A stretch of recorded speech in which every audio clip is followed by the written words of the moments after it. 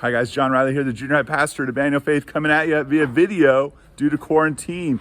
I'm right outside the junior high room, and you'll come inside with me and see what's been happening. Up above on the ladder right here, this is Joe France, church volunteer extraordinaire, dropping crowbars and dropping the ceiling down because stuff's happening in the room. Behind me here, this is Rick Shell. Rick was here years ago when the junior high room that as we know it, got major renovation the last time. And if you didn't know, this room used to have a flat floor before they dug out and created the amphitheater. Rick, how did they do that? What did they do to make this floor amphitheater style? So they had to cut out the concrete, and they brought a little bobcat in here. And the bobcat is a little front end digger, and so the bobcat was just going in and out the door, scooping out the dirt, throwing it outside, and then they put in the forms and poured new concrete, so you got all the different steps in there. That's amazing. I think that's pretty cool. So this room used to be flat, and then they dug it out deeper. This time, the ceiling got ruined because of a water leak, and now they're actually making the ceiling higher. Tell us about that. So we're just taking out the 2x4s that held the drywall, and it's going to add a little bit more space up above. The air conditioning ducts are just going to get raised up, or they might be going in and out of the beams, and then they'll just spray paint everything black and start putting stuff back that was in here already. Awesome. That sounds so cool. Thank you so much for all your work in this room to make it awesome. This week's lesson is from Daniel chapter 5, and it's the story of the handwriting on the wall. Have you found any handwriting on the wall in this room? Well, not so much on the wall, but there's writing in the concrete. So we can go take a look at some of those things there. All right. You guys can walk over with me here to the concrete. I actually showed still pictures of this last week and what was going on, but if you look down here, we got handprints, the letters JJ. Over here, some more handprints, even more. These were covered up last week. I couldn't go that far in that direction. More over here, it says Jesus rocks, various things. Someone named maybe Noah Kern. I'm not exactly sure, and more handprints. And Rick's pointing to some that are all the way down in the bottom of the room. Let's go check these out.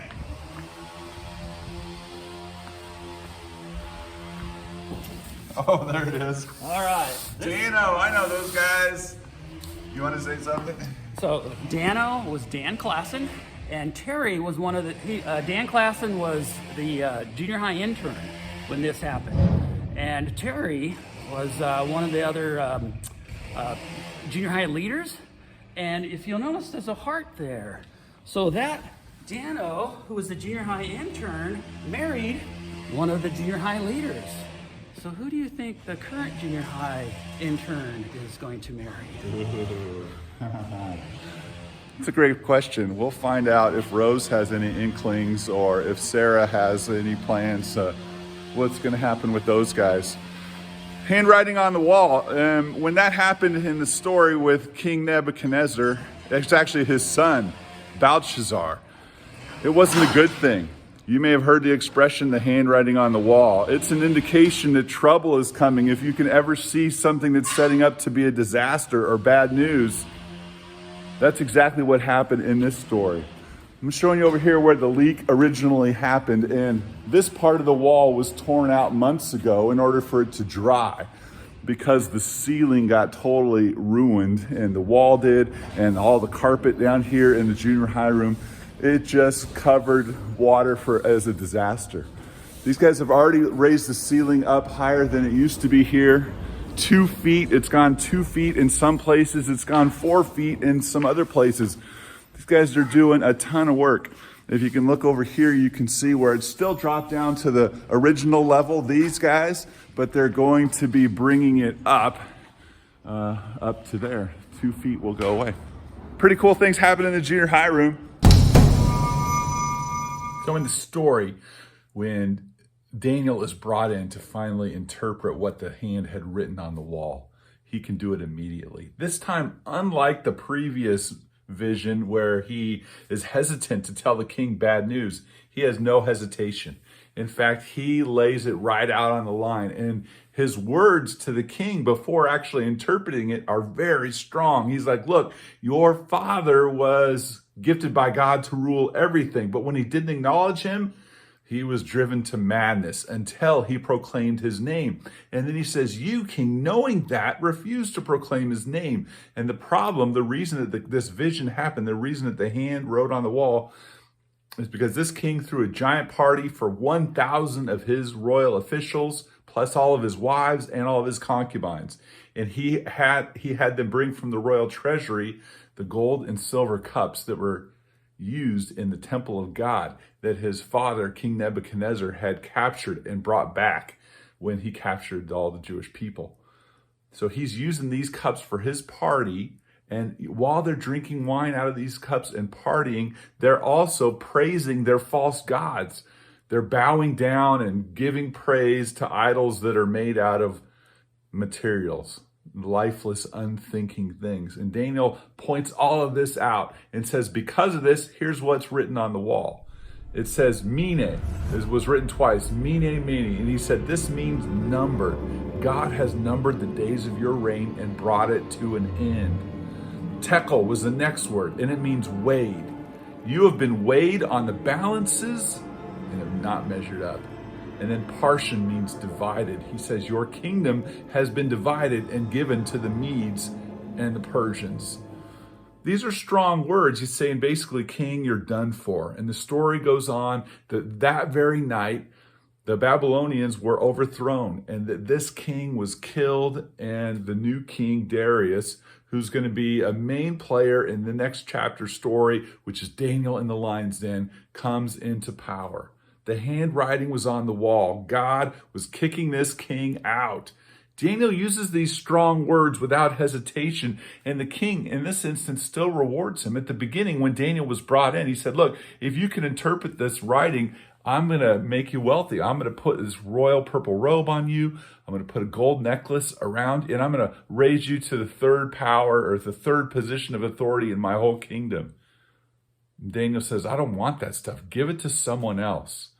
After he tells the king this bad news, the king follows through with his word, interestingly, puts the robe on him, puts the necklace on him, elevates him to the third highest position in his country. It's really interesting that it happens. Daniel said, I didn't want it, but then he didn't refuse it, apparently. I thought that was interesting to me. And then that night, that king is deposed. His country is wiped out, or not necessarily wiped out, but it's taken over. And then there's now a new king. What about in your life? Who are you acknowledging? Who are you giving praise to and saying, yeah, you're the one true God? And using what he's giving you to represent that, instead of using what he's given you to just live for yourself, to party, to do what you want, kind of a mindset. That's the different comparison. Daniel, his character in his person, is going to be a great example to us. That's why I love next week's story of Daniel and the lion's den and can't wait to get to that. We're not actually even going to focus on the lions that much. It's not that big of a deal. I mean, it's a huge part of the story, and it's what we learn and focus on the most when we're kids looking at the story. But the truth is, there's some other heart issues that we'll get to more when we look at this next week. But it's reflected in this. This king would not acknowledge the one true God.